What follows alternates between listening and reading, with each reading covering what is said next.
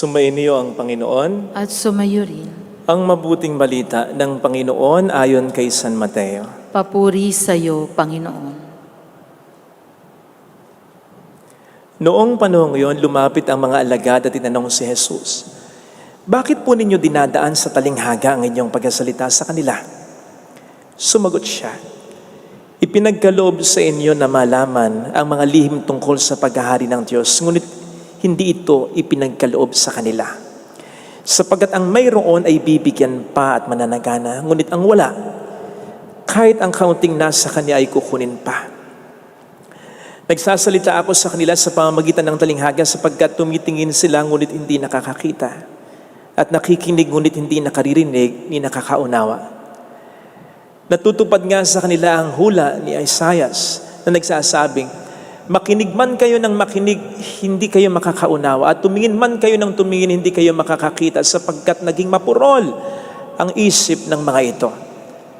Mahirap makarinig ang kanilang mga tainga, at ipinigit nila ang kanilang mga mata.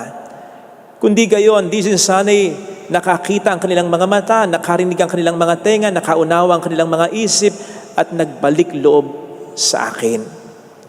At pinagaling ko sila, sabi ng Panginoon. Mapalad kayo, sapagkat nakakakita ang inyong mga mata at nakaririnig ang inyong mga tainga.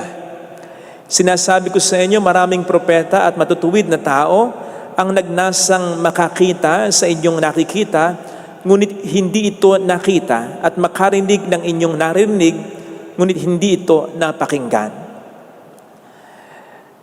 Mga kapatid, ang mabuting balita ng Panginoon. Pinupuri ka namin, Panginoong Hesukristo. Narinig po natin sa ating binasang ebanghelyo ang tanong ng mga disipulo ni Kristo sa Kanya. Bakit po ninyo dinadaan sa talinghaga ang inyong pagsasalita sa kanila? In other words, Lord, bakit hindi nyo diretsuhin yung mga sinasabi nyo sa kanila? Bakit sa paraang patalinghaga pa? At narinig natin ang sagot ng Panginoon. Sabi niya ito, pansinin po ninyo. Ipinagkaloob sa inyo na malaman ang mga lihim tungkol sa paghahari ng Diyos, ngunit hindi ito ipinagkaloob sa kanila. Kung susuriin natin ang naging sagot ng ating Panginoon sa kanyang mga disipulo, batay sa naging tanong sa kanya, ang para bagang sinasabi ng Panginoon ay ganito, gumagamit siya ng talinghaga upang yung gusto niyang makaunawa ay makaunawa. Samantalang yung ayaw niyang makaunawa ay hindi makaunawa. Diba? Parang ganun yun. Gumagamit ang Panginoon ng talinghaga upang yung gusto niyang makaintindi ng kanyang mensahe ay makagets ng kanyang mensahe. Samantalang yung ayaw niya na pagpahayagan ng kanyang mensahe ay hindi makagets ng kanyang mensahe. Diba? Ganun ang ibig sabihin nun. At alam ko na parang ayaw niyo ng ganon. Kasi para sa atin, God is so generous. He would not withhold anything from anyone. Kung magbigay siya, lahat-lahat lubos-lubos. Bakit meron pala siyang mga lihim na ibibigay sa iba pero hindi sa iba? At alam natin, ang Diyos ay inclusive. Hindi siya namimili.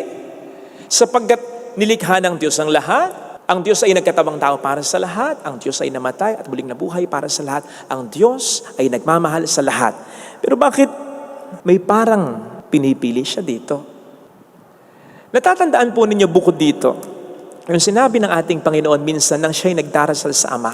Ang sabi niya ay ganito, Ama, pinasasalamatan kita sapagkat ang mga bagay na ito ay inilihim mo sa matatalino, ngunit ipinahayag, ipinaunawa, ipinaintindi sa mga may katayuan o disposisyon na tulad ng sa bata.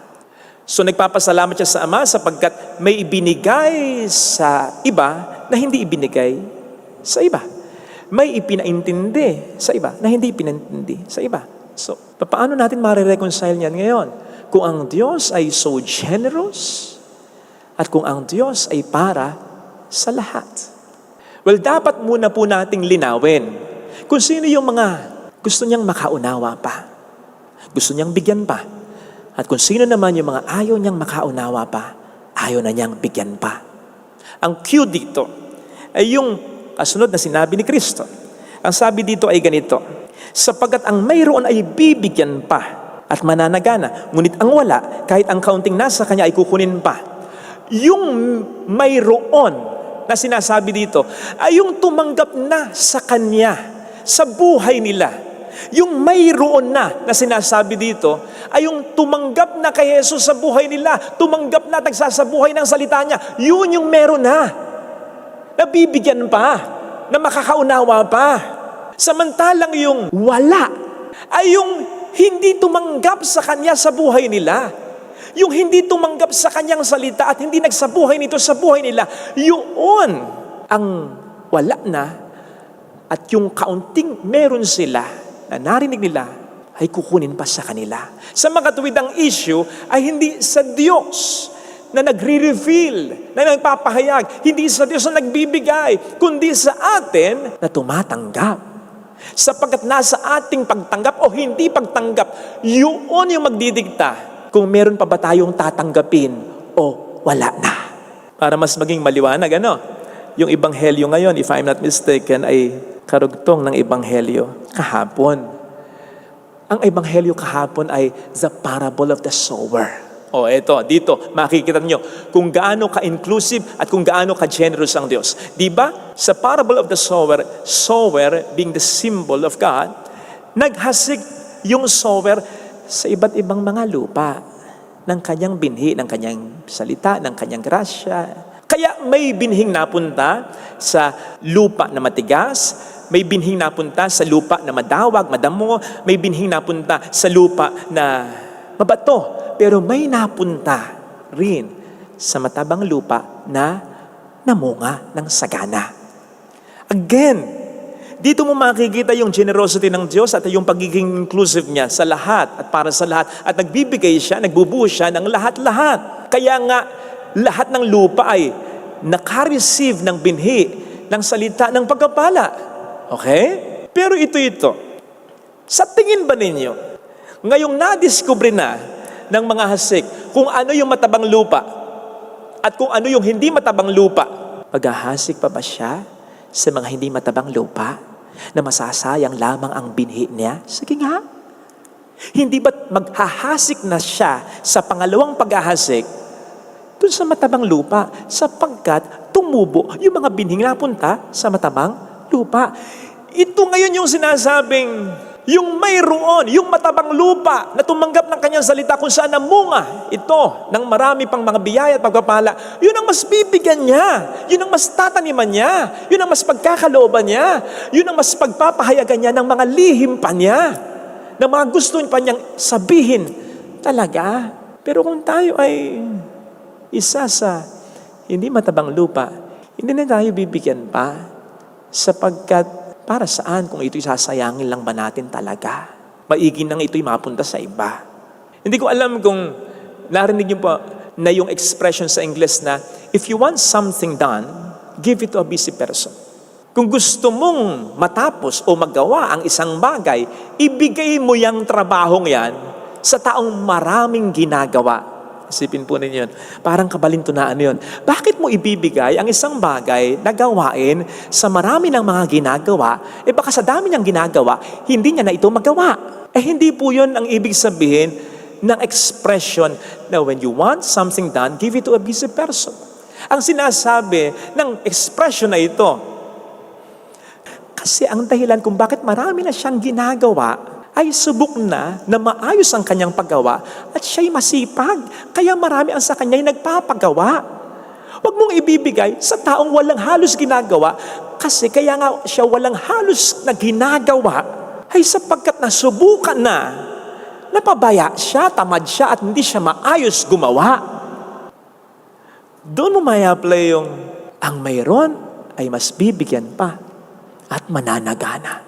Samantalang yung wala, kahit yung konting meron siya, ay kukunin pa mula sa kanya. Hindi nga ba sa parehas na pagtuturo ay sinabi rin ng ating Panginoon na ganito, kung kayo magiging katiwa-tiwala sa mga maliliit na bagay, pagkakatiwalaan ko rin kayo sa lalong malalaking mga bagay. Sapagkat bakit at papaano niya tayo bibigyan pa ng maraming mga biyaya kung ito ay hindi naman nating pinapahalagan at ating sinasayang lang? Might as well give it to others. Diba? Ito rin yung katwiran ng iba kung minsan na, Father, bakit ako patuloy na magmamahal, mag-e-effort, mag-aasa? Kung hindi ko naman nakikitang pinapahalaga niya, yung concern, yung pagmamahal ko sa kanya. Bakit ako magpapakamartir? Hindi pa. Lalo na sa mga hindi pa naman mag-asawa, marami naman diyang iba.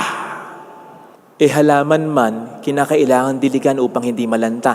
At yung basic appreciation natin sa taong nagmamahal at may concern sa atin, yun ang parang tubig na didilig upang sila'y mas magmahal pa at mas magkaroon pa ng concern sa atin. Yung makita nila na kanilang mga ginagawa ay na-appreciate natin, tinetreasure natin, at hindi natin sinasayang, pinapahalagahan natin. Kasi, bakit mo nga naman sasayangin ang mga natitirang sandali sa buhay natin, maikli lamang ang buhay natin sa mga taong hindi naman nakaka-appreciate ng pagmamahal, ng concern at ng efforts natin. Lalo pat may ibibigay pa naman tayo na pagmamahal. May ibibigay pa tayong sobra-sobrang pagmamahal. So why continue to give it to people who do not value it, who do not appreciate it, when you can give it to others who are worthy of it? Kaya nga ako, natuwa ako kahit paano nang mag-propose na si Dominic kay Bea Alonso. Kasi as a fan ni Bea, talaga naman nasaktan ako para sa kanya nang mag-break sila ni Gerald ba yun? Kinalimutan ko na kasi nainis ako sa kanya. Makikita mo kay Bea, nasaktan talaga siya. At bakit nasaktan talaga siya? Kasi gano'n na lamang yung pagmamahal niya. Sa nakikita ko sa kanya, mahal na mahal niya talaga si Gerald. Sino bang pinaka nakasasakit sa atin kundi yung pinaka minamahal natin? So gano'n ang nararamdaman niya. Kaya kung makikita mo si Bea, she had so much love to give for Gerald. Kaya lang, Gerald was not worthy of it. At buti na lang, nandyan si Dominic, who is now worthy of it, of the love that she had. Sana lang, Dominic, sana lang forever na, wag nang paiyakin si Bea. At sinisigurado ko sa iyo, kapag inalagaan mo siya, mapaparamdam niya sa iyo yung napakadalisay at sobra-sobrang pagmamahal na yon na sinayang ni Gerald. Yung nag-intriga pa. So brothers and sisters, always remember that, Katulad ng sinasabi sa ating ebanghelyo ngayon, mapalad kayo sapagkat marami ang nanais na makita yung nakikita nyo pero hindi ito nakita at marinig yung narinig nyo pero hindi ito narinig. Kasi tayo nga naman, malinaw na sa atin ngayon ang pagka-Diyos ni Jesus. Alam natin ang Diyos ay nagkatawang tao para sa ating mga tao. Alam natin siya'y muling nabuhay. Alam natin na siya yung sasalubong sa atin sa kabilang buhay. Hindi ito naging maliwanag. Kina Abraham, kina Isaac, kina Jacob, sa mga nauna sa ating mga propeta. Kahit pa naging napakabanal nila, hindi na naranasan kung ano ang meron tayong naranasan sa kasalukuyan. Oh, they would have loved it to say and to preach, Christ died for me, Christ rose again for me, and Christ will come again for me. Hindi nila yun nasabi. Tayo lang ang nakapagsasabi noon. Kaya mas blessed talaga tayo kung tutuusin ngayon. Huwag natin itong sayangin. Kung ano man ang mga blessings na ibinibigay ng Panginoon sa atin. And I assure you, mas ipaparamdam pa niya yung dakila niyang pagmamahal sa atin kapag naging karapat-dapat tayo ngayon sa mga pagpapala niya sa atin. Amen. Lagay natin ang ating kanang kamay sa tapat ng ating puso. Awitin natin. Alam kong may magagawa ang Diyos.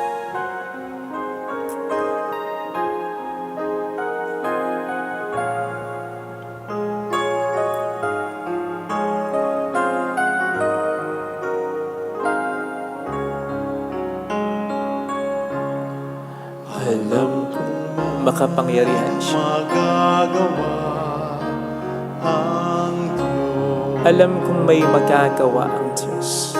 Alam kong may magagawa Walang imposible sa Kanya. ang Diyos.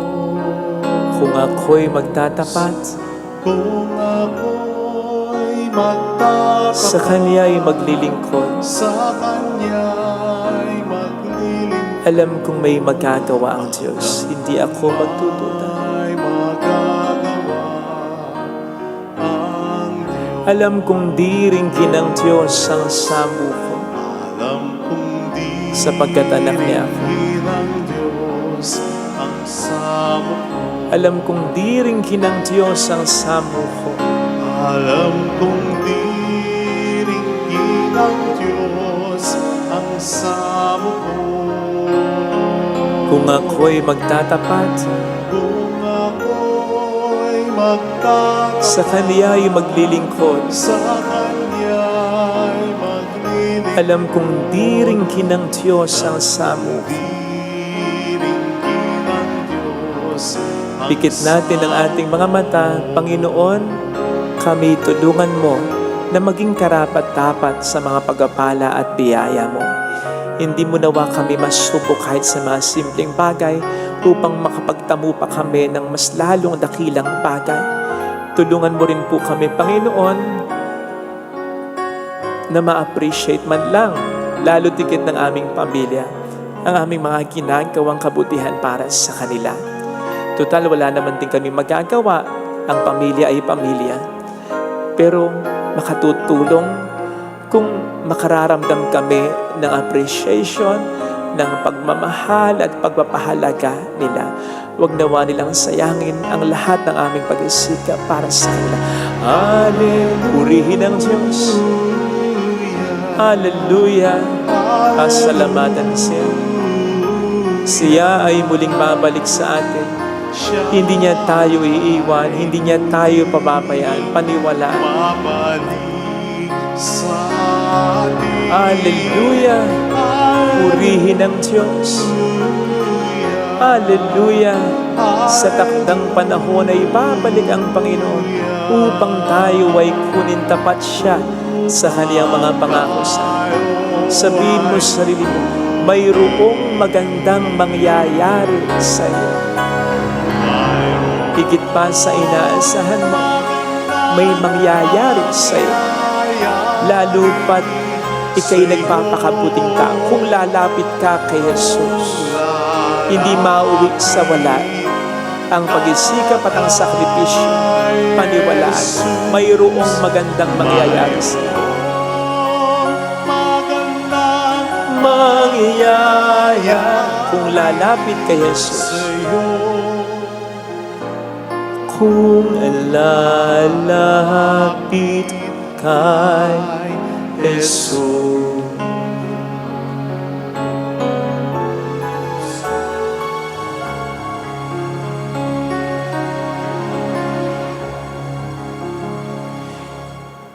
Hindi ba't may mga manggagawa, kuminsan na napakasipag, sasabihin mo kahit sa isip mo or diretso sa taong ito, malayo ang mararating ng taong ito.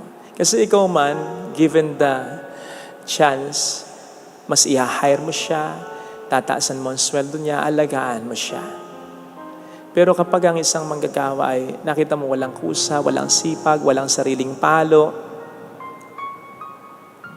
hindi mo man tahasang sabihin sa kanya, para bang sasabihin mo sa isip mo, walang mararating ito, hanggang dito na lang ito. And unfortunately, maraming mga taong ganon. Hindi lamang ito sa trabaho, hindi lamang sa negosyo, hindi sa pagpapakabuting tao. Yung nasanay na lamang sa ganito, ganon, hindi na nagsisikap, hindi pinapahalagahan kung ano yung oportunidad na meron sila, yung pagkakataon at yung grasyang ibinibigay sa kanila ng Panginoon. Pag ganon, hindi na talaga tayo bibigyan ng biyaya ng Panginoon.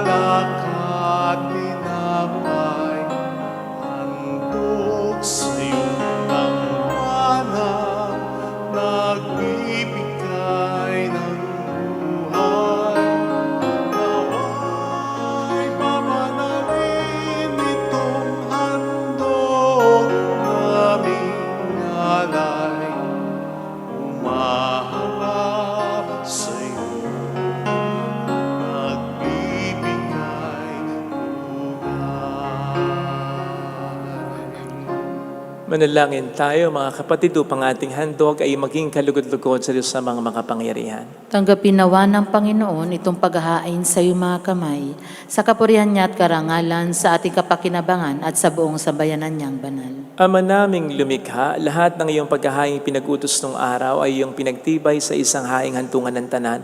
Tanggapin ang ginaganap ngayon ng iyong mga lingkod at basbasan mo ito ng kabanalang gaya ng iyong kaloob sa mga alay ni Abel na lubha mo ikinalugod, upang ang mga handog ng bawat isang nagbigay para sambahin ang banal mong ngalan ay magkamit ng karagdagan mong kasiyahan sa pamamagitan ni Jesucristo, kasama po ang Espiritu Santo magpasa walang hanggan. Amen. Sumainyo ang Panginoon. At sumayo rin. Itaas sa Diyos ang inyong puso at diwa. Itinaas na namin sa Panginoon. Pasalamatan ng Panginoong ating Diyos. Marapat na siya ay pasalamatan. Ama naming makapangyarihan, tunay ngang marapat na ikaw ay pasalamatan sa iyong paglingap at kagandahang loob. Ang tao'y nilikha mo't pinapangasiwa sa sansinukob.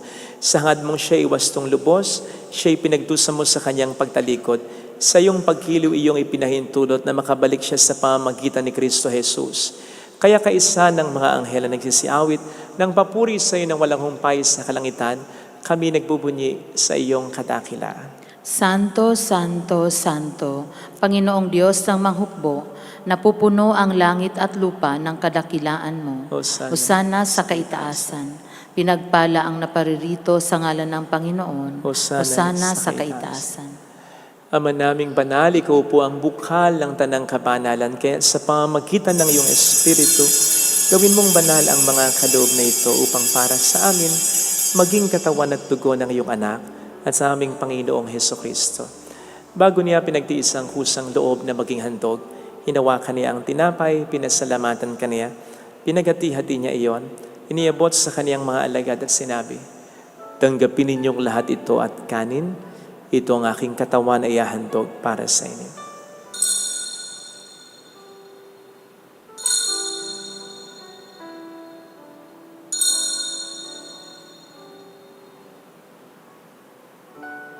Gayun din naman nang matapos ang hapunan, ninawakan niya ang kalis, muli kaniyang pinasalamatan. Iniabot niya ang kalis sa kaniyang mga alagad at sinabi, "Tanggapin ninyong lahat ito at inumin. Ito ang kalis ng aking dugo ng bago at walang hanggang tipan. Ang aking dugo na ibubuhos para sa inyo at para sa lahat, sa ikapagkapatawad ng mga kasalanan. Gawin niyo ito sa pag-alala sa akin."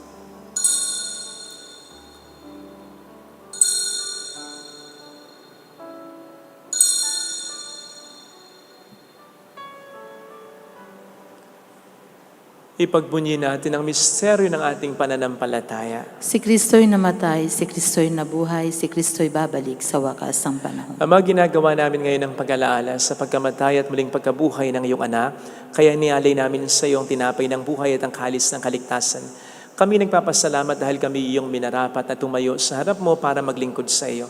Isinasamo namin kami na magsasalo sa katawan at dugo ni Kristo ay mabuklod sa pagkakaisa sa pamamagitan ng Espiritu Santo. Ama, lingapin mo ang iyong simbahang laganap sa buong daigdig, puspusin mo kami sa pag-ibig. Kaisa ni Francisco na aming Papa, ni Dennis na aming Obispo at ng Tanang Kaparian, alalahanin mo po ang mga kapatid naming nahimlay nang may pag-asang sila'y muling mabubuhay, lalo na po ang aming mga ipagdarasal. Saglit tayong yumuko at ipagdasal ang ating mga minamahal na yumaw. Kawaan mo sila at patuloyin sa iyong kaliwanagan. Kawaan mo at pagkingtapatin kaming lahat na makasalo sa iyong buhay na walang wakas. Kaisa ang mahal na Birhen ang Lasalet, ang ina ng Diyos. San Jose ang kabiyak ng kanyang puso, lahat ng mga banal na namuhay dito sa daigdig ng kalugod-lugod sa iyo. May pagdiwang naman namin ang pagupuri sa ikararangal mo sa pamamagitan ng iyong anak at sa aming Panginoong Hesukristo. Sa pamamagitan ni Kristo, kasama niya at sa Kanya, ang lahat ng parangal, papuri ay sa iyo, Diyos amang makapangyarihan, kasamang Espiritu Santo, magpa sa walang hanggan. Amen. Tumawag tayo sa ating Ama.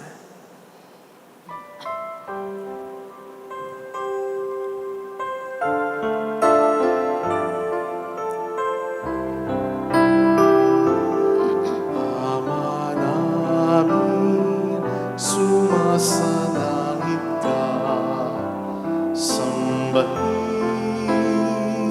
ang ngalan mo, mapasa amin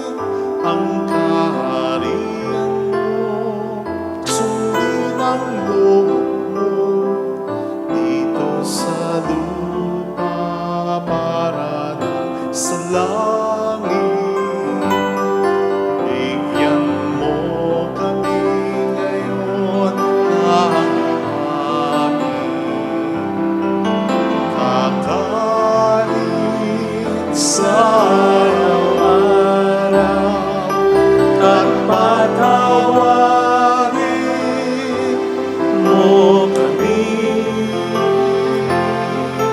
sa aming mga sala para ng pagpapatawad namin sa nagkakasala sa amin. Huwag mo kami ipahintulot sa tukso at yadya mo kami sa lahat ng masama. Niling namin kami adya sa lahat ng masama, pagkalooban ng kapayapaan araw-araw, iligtas sa kasalanan, samantalang aming pinaghahandaan ang dakilang araw ng pagpapahayag ng tagapagligtas namin sa Heso Kristo. Sapagkat iyo ang kaharian, ang kapangyarihan at ang kapurihan magpakailanman. Amen. Panginoong Heso Kristo, sinabi mo noon, sinasabi mo rin sa amin dito ngayon, kapayapaan ang iniiwan ko sa inyo, aking kapayapaan ang binibigay ko. Tunghayin mong aming pananampalataya, huwag ang aming pagkakasala. Pagkalooban mo kami ng kapayapaan at pagkakaisa sa iyong kalooban, kasama ang Espiritu Santo magpasa walang hanggan. Amen. Ang kapayapaan ng Panginoon ay sumainyo nawang lahat. At sumayo rin. Magbigayan tayo ng kapayapaan sa isa't isa. Kapayapaan po. Peace be with you. Kordero ng Diyos na nag-aalis sa mga kasalanan ng sanlibutan, maawa ka sa amin. Kordero ng Diyos na nag-aalis sa mga kasalanan ng sanlibutan, maawa ka sa amin. Kordero ng Diyos na nag-aalis sa mga kasalanan ng sanlibutan, ipagkaloob mo sa amin ang kapayapaan. Narito sa harap natin ng Panginoon ang ating buhay at kaligtasan, mapalad tayong inaaniyahan. Panginoon, hindi ako karapat-dapat na magpatuloy sa iyo, ngunit sa isang salita mo lamang ay gagaling na ako.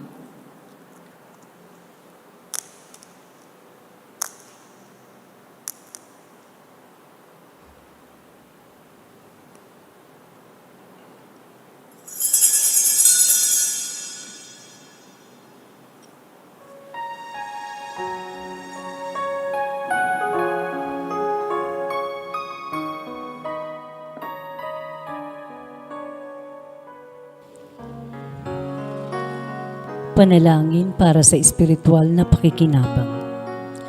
Panginoong Hesus, ako ay naniniwala na ikaw ay nasa kabanal-banalang sakramento.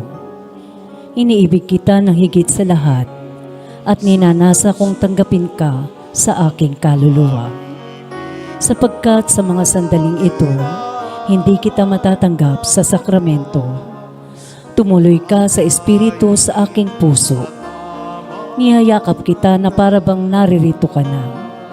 Inaalay ko ng buong buo ang aking sarili sa iyo. Huwag mong hayaang mawalay ako sa iyo. Amen. Panginoon, yakap mo ang kahinaan kong taglay. Inulot mo, imutin ko, hiling ng nagdaan. Tingin bawat dalangin, Walang puso, mabuhay sa pag-ibig mo.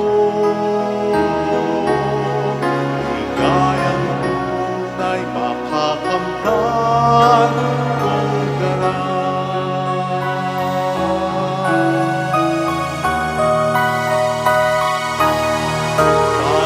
Panginoon, yakap mo ang kahinaan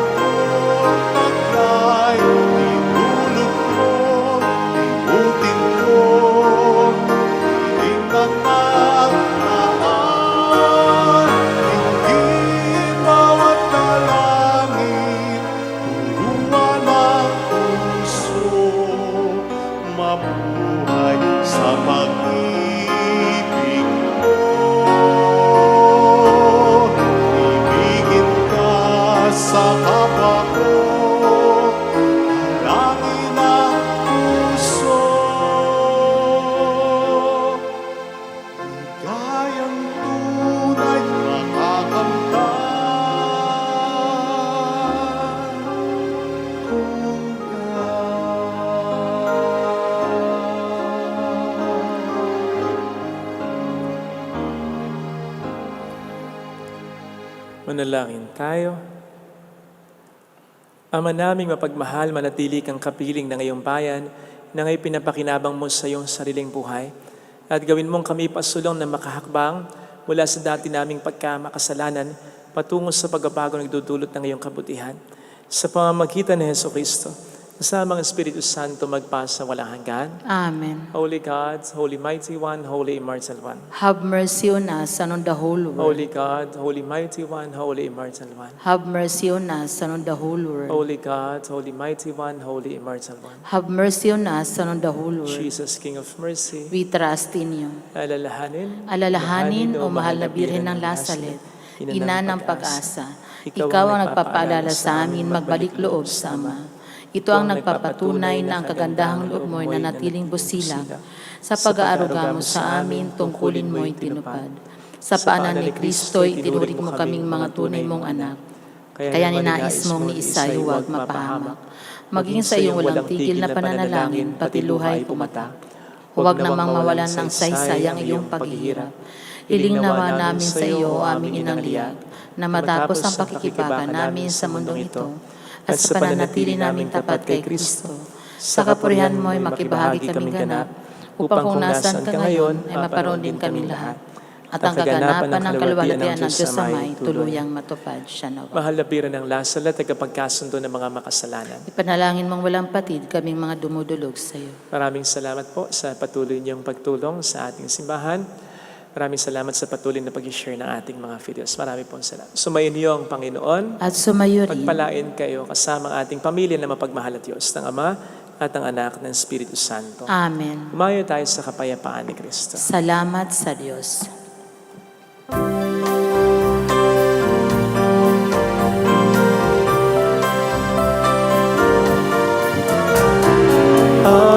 Amin.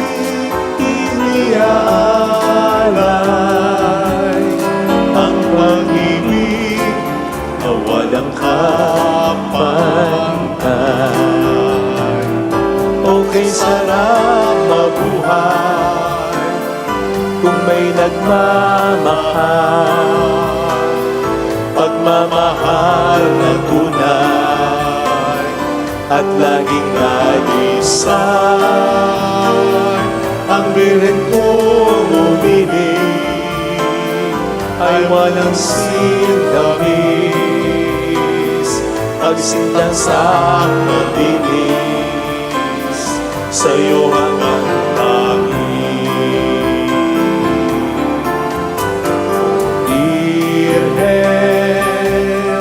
Birhen mahal, sa amin at sa dasal